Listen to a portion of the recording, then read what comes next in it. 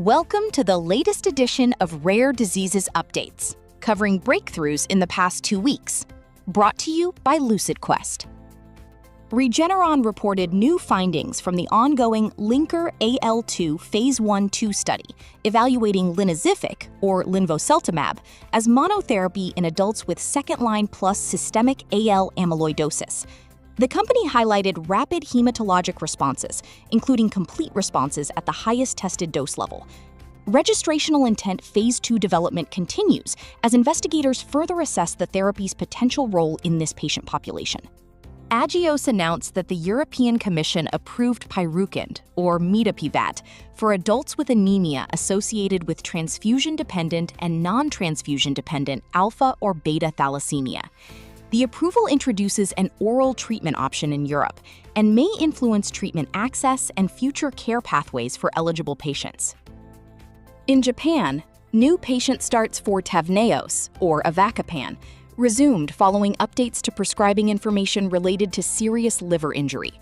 The revised materials include additional precautions, monitoring recommendations, and treatment discontinuation criteria. The changes may affect prescribing practices and patient monitoring workflows. Kwangdong received approval from Korea's Ministry of Food and Drug Safety for Elfabrio, or pegunagalicide alpha, in adult patients with Fabry disease. The long-term enzyme replacement therapy expands available treatment options and may improve access for patients in the Korean market. Sanofi announced that the FDA accepted the new drug application for Venglustat in type 3 Gaucher disease with neurological manifestations and granted priority review. The agency assigned a target action date of 25 November 2026. The review marks an important regulatory milestone for a condition with significant unmet medical need. AstraZeneca and Alexion reported results from the Phase 3 CARES program evaluating anselamimab in AL amyloidosis. While the overall study population did not meet the primary endpoint, the companies reported survival and cardiovascular hospitalization benefits in a pre-specified subgroup of patients with kappa light chain disease. Additional analyses and future discussions are expected as the data are reviewed. Brainstorm Cell Therapeutics highlighted a publication examining regulatory approaches for ALS, rare diseases, biomarkers, artificial intelligence, and regenerative medicine.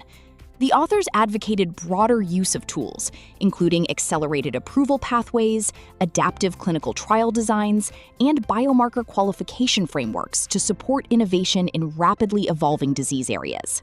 Everest Medicines and Travere Therapeutics entered into a licensing agreement for civorebrutinib, an investigational oral reversible BTK inhibitor being developed for immune-mediated rare kidney diseases.